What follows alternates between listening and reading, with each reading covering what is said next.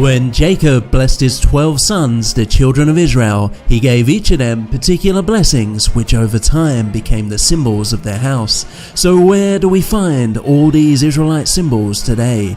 Well, all amongst the European symbols, heraldry and coat of arms. Could there be a link? Could we be the same people as the Old Testament, the people that God promised he would bless above all others? Let's compare them all and let's see what we can find out. Originally, before entering the lands of Canaan, the tribes were split into 4 camps, all surrounding the tabernacle of Moses and the Levites. So each camp had 3 tribes, with one being the head dominant tribe of that camp. There were 4 main symbols, one for each camp, those being the lion, the man, the bull, and the eagle. God commanded that the tribes take these symbols and make them into banners. However, they also began to take prophecies and blessings given to their tribes and turning them into their own distinct tribal symbols to set themselves apart. Before we begin, it's clear the tribes are spread all throughout our European nations, and certain nations do seem to fulfill certain prophecies, such as Ephraim and Britain. So there must at least be a cluster of Ephraim within Britain, but no doubt Ephraim are also spread everywhere in our nations. The main point is that these symbols have been right under our very noses this whole time. The sheer volume and scale, along with many other proofs, show that we are the true descendants of the Israelites. So, starting with Reuben, he had 3 main symbols, those being the primal man, the unstable water, and also the mandrake, which is often an overlooked one. The man symbol, as we said earlier, was because the tribe of Reuben were the head of the southern camp, so that became theirs. The water symbol, the blue-white watery stripes, was part of Reuben's prophecy that he or his descendants would be as unstable as water, and we will get to that. Lastly, the mandrake is from where Reuben gave his mother Leah a mandrake flower, which she used to bribe Rachel to conceive another son with Jacob. It's typically called the fleur de lis, which means the lily flower. However, the only blue lily flower is in the Middle East or South Africa. Now, the mandrake is a blue-purple color and the buds are yellow during the summer, and this symbol looks identical to it. So lily flower or mandrake, whatever you want to call it, I would contend that this is the symbol of Reuben. The early Frankish kings such as Charlemagne around 700 AD in his heraldry had the mandrake, so it's a very old symbol, but it's said to go back even further than that, which is no surprise. So a few examples. Of course, the symbol is all over the French flag and heraldry, on the flag of Quebec and throughout Europe. For the primal man symbol, it's often a supporter, so on the side, such as in the Danish one. Notice the Iceland coat of arms, the man, along with all the other Israelite symbols. Then lastly, the unstable waters. This one you could argue that the symbol just represents a lake or a river, but again, look at how many other Israelite symbols we see used in conjunction. So, for prophecies, Reuben was the beginning of my strength, of dignity and power. Was France not the beginning of the Christian nations? Charlemagne dominated with the First Empire, but just after it says, you will not excel or have preeminence. In other words, it wouldn't last forever. By the time of Napoleon's empire, he practically encompassed all the white world, reaching as far as Russia and even influencing America. And what happened? He was defeated, and in turn, Britain with the British Empire took over and expanded, essentially taking that firstborn birthright and becoming the new superpower, followed after by America. Reuben had the first birthright but lost it to Joseph's 2 sons. Does this not correlate perfectly with our Old Testament ancestors? So next, Simeon, he had 2 symbols. Firstly, the sword and also the castle, sometimes a tower or a gate. The sword came from Jacob's prophecy of the wrath of Simeon and Levi for when they sought revenge for their sister and slew all the males of a village. The castle represented the scattering of Simeon, as they, like Levi, were to be scattered amongst the other tribes. Simeon, however, was given portions of land within Judah, so they had their own cities and territories territories, so therefore the castle symbol was appropriate. This means we'd expect to find these symbols amongst and in conjunction with the other tribes. So the castle symbol is especially prominent in Spain, Portugal and Gibraltar, but we must remember Spain very early on was overrun as early as 700 AD and struggled to return to Christianity for a very long time. For the sword, you especially see this one combined, such as an eagle holding a sword, like on the Irish coat of arms, or sometimes a lion holding a sword. But then again, this is no surprise, as Simeon would be scattered amongst the other tribes. On to Levi. He had one symbol, and that was the breastplate, the 12 stones of Israel representing each tribe. The breastplate was of course because Levi was given the Levitical priesthood, and they wore them. Levi was also spread amongst the tribes, but as the priests. However, these symbols never appeared as coat of arms. This is because Levi, although they were all across Europe like the other tribes, they were actually the ancient Druids. When the Israelites began spreading and colonizing Europe, they brought with them these Levitical priests, and over time they simply got known as Druids. They are most known as being in Britain, however originally they were in fact all over Europe. The Romans outlawed Druidism and gradually began to purge it within the empire.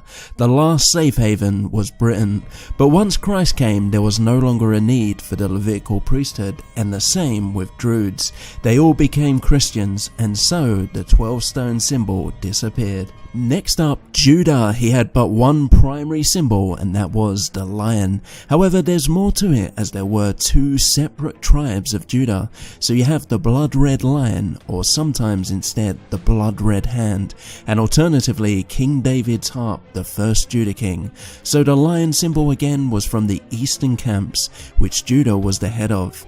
Now Judah had twin sons Zerah and Pharez. Zerah inherited the greater birthright because his hand came out first, and it was covered in blood, so that became the symbol, the blood red hand or blood red lion. Pharez had the second birthright, and amongst his descendants was King David, and that's where we get the harp, which was his personal symbol when he played it for King Saul. The lion symbol is everywhere in the monarchies, the harp mostly in Ireland. It's interesting that the British monarchy has both the red lion and David's harp, showing that they have both bloodlines, Zerah and King David's. The blood hand is a bit rarer, we especially see it in Irish and Scottish heraldry. Again, red lion, we do see it here and there throughout Europe. For prophecies, virtually every king in Europe uses that lion symbol, and every kingdom always has. Is this not the kings of Judah ruling over the children of Israel or Europeans? Even the ruling scepter of Judah is typically used by the monarchies, and even in the heraldry you often see that, like an eagle holding a scepter. The coronation ceremony of Queen Elizabeth is exactly the same as King David's, it's still there. Even the stone of destiny, or Jacob's pillar, the one our main ancestor slept on, that the kings of Judah were to be coronated on, has passed on as well, all the way through to Ireland, to Scotland and to England. For Dan, he probably has the most symbols out of all the tribes, those being the eagle, the snake, the scales, and the rider tumbling backwards. The eagle was the sign of the northern camp, so another one of the four primary symbols. The snake was Jacob's prophecy, the first half, that Dan would leave a viper's trail wherever they went. The scales simply comes from the name Dan, which means to judge, but also the prophecy that he would judge our people. And the rider was again Jacob's prophecy, the second part, that Dan would bite the rider's heel, causing it to tumble backwards. So the eagle is the most prominent to have survived, and we can see it just about everywhere, like all the European shields such as Poland and Germany have it. Sometimes the eagle and snake would get combined into a hybrid animal like the Wessex Weaven, which is an eagle with a serpent-like body. So for prophecies, the viper's trail was wherever Dan went, they would name the location after their patriarch Dan, and you can see that with many rivers, cities, all across Europe. Denmark literally means Dan's mark or frontier. Its people are called the Danes. In their ancient legends, their ancestor was called Dan. Now, a lot of the Vikings were in fact Danes, and did they not cause a lot of Christian Europe to tumble backwards, at least initially? But this had the positive effect of forcing those to rally together under a Christian king, such as King Alfred, and putting all their faith in God.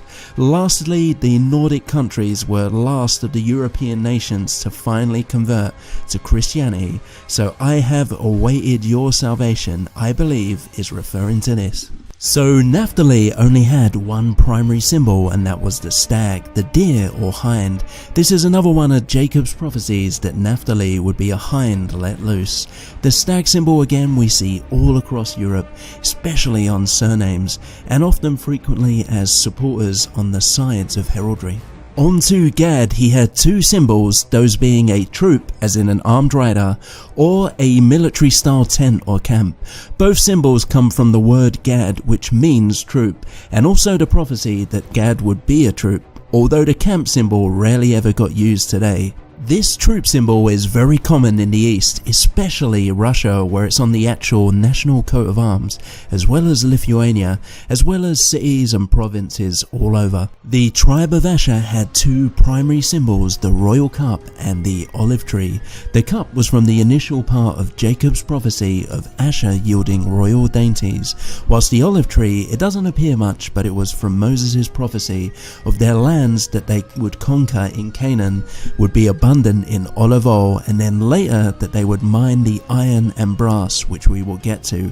The cup you see appearing quite often, quite subtly, in a few national coat of arms, almost in the background, and especially amongst the Nordic countries. Now, for prophecies, the Phoenicians were primarily from the northern tribes. The main cities of the Phoenicians were Tyre and Sidon, which were within the tribe of Asher's territory. They colonized a lot of Europe, such as Carthage, and these were all Israelites. They reached as far up as England and Ireland, so this is where we get the iron mines of Spain and tin mines of England. For example, this shows how Asher would become rich because of these minerals. So Issachar, he had but one symbol, the donkey. This was the prophecy that Issachar would find a pleasant land and settle there, but it would be between two burdens and he would be forced to submit like a donkey. Interestingly, the donkey symbol appears mostly throughout Germany and the East European countries, for surnames mostly Polish ones, and for prophecies considering that these lands are in between the powers of the West, i.e. Europe, and East, i.e. Russia. Does it not fit perfectly that these lands are couching down between two huge burdens? Zebulon also just had one symbol, and that being the boat or ship. This is once again from Jacob's prophecy that Zebulon would dwell at the haven of the sea. In other words, they would typically be seafarers with plenty of ports and harbours, so the boat symbol was very appropriate. The symbol, you could argue, is just what any fishing village you'd expect them to have, but again we got lions, eagles, all entwined. It appears on the New Zealand, most notably, coat of arms.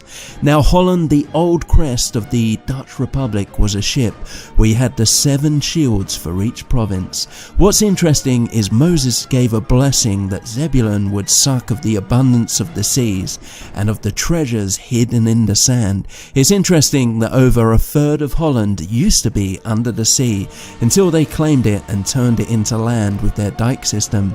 Also, Rotterdam is the busiest harbour in the world, so Holland certainly is a seafaring nation. Now Ephraim had 3 symbols, the first being the bull, also the unicorn, or alternatively simply the horn. The bull symbol was the last of the 4 primary symbols from the camps of the West. The horn and unicorn come from Moses' prophecy that one day Ephraim with his horns would push the children of Israel to the ends of the earth along with his brother Manasseh, and we will get to that. The bull symbol, like the other main symbols we see everywhere all over Europe, but it's interestingly the character John Bull, who was a nationalistic type symbol in England. For the unicorn, most notable, it's in the United Kingdom's heraldry, a unicorn on one side and a lion on the other. So for prophecies, Ephraim was promised he'd have a double portion and one day be a company of nations. The only nation to accomplish such a feat is the British Empire, which allowed the Europeans or Israelites to colonize virtually the entire world, at this time setting up prosperous new nations everywhere. Even the name England or English comes from the word Angles, which was one of the Anglo-Saxon tribes that invaded Britain. It means the bull or horned one, so England or English means land or people of the bull or unicorn, or in other words, the land and people of Ephraim. So Manasseh had two symbols, the arrow, bow or crossbow, and the diagonal sideways cross. The arrows are again Jacob's blessing of Joseph overcoming everything to eventually rise up. The cross is the same cross where Jacob crossed his arms when he blessed his two grandsons Ephraim and Manasseh. He swapped the blessings, making Ephraim the first and Manasseh the second to come later. The arrow symbols appear a lot in conjunction with lions and eagles, but most notably upon the United States coat of arms. The diagonal cross, of course, is tied in with Ireland and Scotland. It appeared on the Union Jack and then the early Confederate flag with the 13 stars, but also going back to the old Anglo-Saxon kingdoms such as Mercia, it had a diagonal cross as well. So Manasseh had the second birthright. Again, he was promised a double portion, just like Ephraim, and to become a single great nation. That meant that after the British Empire, we'd expect to see a single great prosperous nation, greater than any other European nation. I wonder who that could be. Lastly, Benjamin, he had just one symbol, the wolf. Now this is the prophecy that Benjamin would be a wolf and divide the spoils. The wolf symbol appears on the capital city of Norway's Oslo's coat of arms, and quite a lot of surnames do have wolves upon them. It should be noted that all the apostles except Judas Iscariot were of the tribe of Benjamin, even including Paul of Tarsus, as Christ said he chose them all. Another prophecy was that Benjamin would be a light to Judah. As the apostles awakened their brethren, they spread the gospel amongst many of the Judahites and travelled to the lost tribes, originally just Judah. The apostle Paul first only travelled to European colonies with descendants of Judah, and then to the other lost tribes of Israel all over Europe. Eventually, the gospel spread, reaching the Germanic tribes that were the deported tribes from Assyria, and from there, Christianity kept spreading amongst the lost tribes. So overall, as you can see, we, the Europeans, have the Israelite symbols everywhere. We inherited them from our ancestors. They are all spread out in all our nations, and many of our nations even fit the prophecies exactly. This is because we are the children of Jacob and his 12 sons, the patriarchs. We are the same people as the Old Testament. All the promises that God made were for us, for our people forever. We are now entering a time where we as a whole will finally wake up and realize the truth of who we are. Visit truthvids.net for more information and videos. We're in the end game now, the time of Jacob's trouble, so wake up and start spreading the truth for your people.